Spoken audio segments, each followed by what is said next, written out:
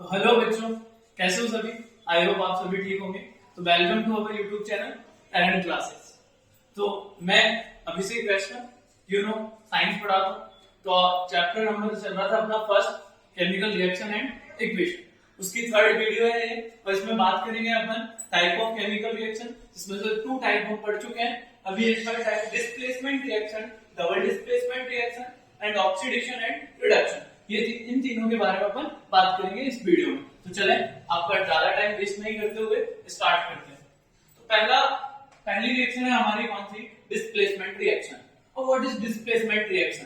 तो displacement reaction की बात करें तो in this reaction more reactive element displace less reactive element from its solution. सीधी सी बात है कि जो ज्यादा रिएक्टिव एलिमेंट्स होते हैं, तो बहुत ज्यादा रिएक्टिव एलिमेंट्स है, वो कम रिएक्टिव एलिमेंट्स को क्या कर देते हैं, रिप्लेस कर देते हैं, उनकी जगह वो खुद ले लेते हैं। ज्यादा रिएक्टिव मान लेते हैं ये क्या है, हाईली रिएक्टिव एलिमेंट्स है, और ये कम रिएक्टिव एलिमेंट्स है। तो ये क्या करेगा, अपनी पावर आजमाएगा। कहता है ना जिसकी लाठी उसकी भैंस, तो इसके पास अभी क्या पावर है, इसके पास पावर है, और ये उस पावर से क्या कर रहा है, इसको रिप्लेस कर रहा है। भाई तू अपनी जगह से हट, मैं क्या आ रहा हूं, तेरी जगह मैं ले रहा हूं। तो क्या करता है, highly reactive elements low reactive elements को क्या कर देते हैं, रिप्लेस कर देते हैं। यही क्या होती है, डिस्प्लेसमेंट रिएक्शन होती है। इसमें देखें एक एलिमेंट है हमारा ए, और दूसरा क्या है हमारे पास एक कंपाउंड है, कौन सा, बीसी।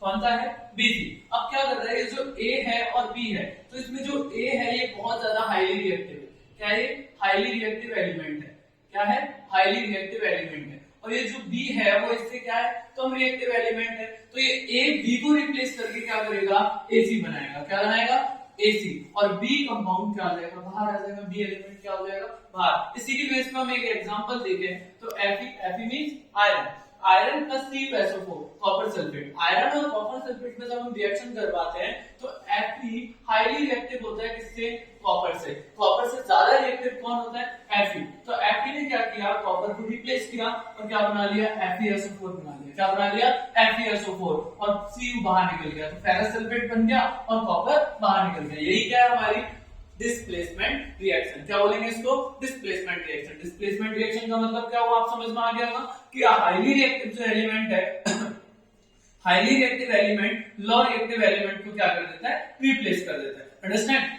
चलो आगे बात करें अपन इसमें, तो आयरन ने डिस्प्लेस कॉपर, जो ये आयरन थी हमारी, इसने डिस्प्लेस किया कॉपर को फ्रॉम कॉपर सल्फेट। कहां से, कॉपर सल्फेट से। और क्या बनाया भाई, and from iron sulphate solution. और क्या हो गया, बाहर बन गया हमारा कौन सा, आयरन सल्फेट सॉल्यूशन हमारा बनके तैयार हो गया। चलो नेक्स्ट रिएक्शन कौन सी है, डिस्प्लेसमेंट रिएक्शन के बाद आती है डबल डिस्प्लेसमेंट, मतलब दो बार रिप्लेस करना है, सीधी सी बात। डिस्प्लेसमेंट इसमें एक बार हम क्या कर रहे थे, रिप्लेस कर रहे थे, एक बार एलिमेंट लो रिएक्टिव एलिमेंट को क्या कर रहा था, रिप्लेस कर रहा था। लेकिन डबल डिस्प्लेसमेंट में क्या होगा कि वही जो हाईली रिएक्टिव एलिमेंट है वो दो बार डिस्प्लेसमेंट होगा। मतलब सीधी सी बात, इसमें दो बार डिस्प्लेसमेंट हो रहा है। कैसे हो रहा है, in this reaction new compounds are formed by the mutual exchange of ion between two compounds। इसके अंदर क्या हो रहा है भाई, न्यू कंपाउंड फॉर्म होंगे, किसके द्वारा, म्यूचुअल कंपाउंड, म्यूचुअल एक्सचेंज के द्वारा, और उसमें दो कंपाउंड हमारे बनेंगे। कैसे, देखिए अपन AB plus CD, AB plus CD, हमारे पास दो क्या है, कंपाउंड है AB एंड CD। इन दोनों में क्या होगा, AB हाईली रिएक्टिव है, CD भी हाईली रिएक्टिव है। तो ये AB किसके साथ रिएक्शन करेगा, पहले C के साथ। तो क्या बना हमारा, एक एलिमेंट तो बना AB। अब ये जो B है इसमें क्या है, B, ये जो B है वो क्या है, रिएक्टिव है, और ये किसके साथ रिएक्शन करेगा, C के साथ। तो क्या बन जाएगा हमारा CB। क्या बन जाएगा, CB या फिर BC। तो ठीक है, AB प्लस CD था, जिसमें से AB हमारा कंपाउंड बन गया। फिर जो B है इसने किसके साथ रिएक्शन की, C के साथ, और क्या बना हमारा, CB बना। तो आगे देखते हैं इसमें एक एग्जांपल देखें इसका, Na2SO4। कैसे हमने Na2SO4 लिया और इसके साथ किसकी रिएक्शन करवा रहे हैं, BaCl2 की करवा रहे हैं। किसकी करवा रहे हैं, BaCl2 की। तो हमारा क्या बनेगा भाई, जो Na2SO4 है इसमें से Na रिप्लेस होगा। क्या रिप्लेस होगा, Na रिप्लेस होगा, और क्या बनेगा, Na रिप्लेस होकर क्या आ जाएगा, Ba आ जाएगा। तो क्या बन जाएगा, BaSO4। क्या बन जाएगा, BaSO4, और बचा क्या यहाँ पर, Cl बचा, और ये Na ने किसके साथ रिएक्शन कर ली, Cl के साथ। तो क्या बन गया, NaCl बन गया। क्या बन गया, NaCl। Na ने तो Cl के साथ रिएक्शन की, तो क्या बना, NaCl। एंड जो Ba था, Ba ने किसके साथ रिएक्शन की, SO4। मतलब इसका जो हाईली रिएक्टिव एलिमेंट है वो करेगा इसके साथ रिएक्शन, और जो इसका हाईली रिएक्टिव एलिमेंट है वो गिरेगा इसके साथ। इट मींस क्या हुआ, Na ने किया Cl के साथ तो क्या बना NaCl एंड Ba ने किया किसके साथ SO4 के साथ। मतलब एक्सचेंज होते हैं, इसमें क्या होता है एलिमेंट एक दूसरे के साथ एक्सचेंज होते हैं। यदि इसने Na इसको दिया है तो Ba इसको देगा, तो BaSO4 बना और NaCl बना। ये क्या है हमारा डबल डिस्प्लेसमेंट रिएक्शन। इसमें 2 टाइम डिस्प्लेसमेंट हो गया, Na का भी डिस्प्लेसमेंट हुआ और Ba का भी डिस्प्लेसमेंट हुआ, तो इसलिए इसको क्या बोला गया डबल डिस्प्लेसमेंट रिएक्शन। और इसको डिस्प्लेसमेंट क्यों बोला गया, क्योंकि इसमें एक बार क्या हुआ था हमारा डिस्प्लेसमेंट हुआ था, एक बार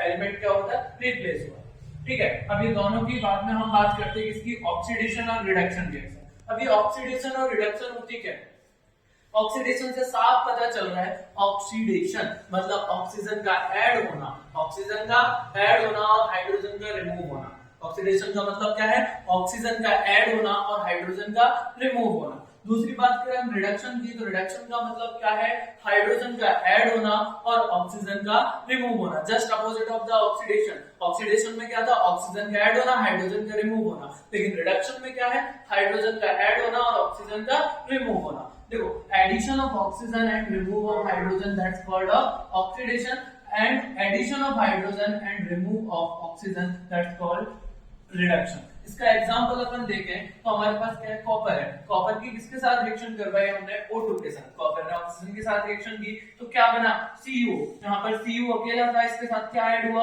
ऑक्सीजन ऐड हुआ और क्या बन गया CO। इट मींस ये कौन सी रिएक्शन हुई, ऑक्सीडेशन रिएक्शन हुई। कौन सी रिएक्शन हुई, ऑक्सीडेशन। अब इस CO को लेकर हम क्या करते हैं, हाइड्रोजन के साथ रिएक्शन करवाते हैं। इस CO की किसके साथ रिएक्शन करवा रहे हैं, हाइड्रोजन के साथ। तो CO ने हाइड्रोजन के साथ जब रिएक्शन करी तो ऑक्सीजन तो क्या होगा, रिमूव होगा। यू नो अभी हमने पढ़ा है कि रिडक्शन क्या होती है, एडिशन ऑफ हाइड्रोजन और रिमूव ऑफ ऑक्सीजन।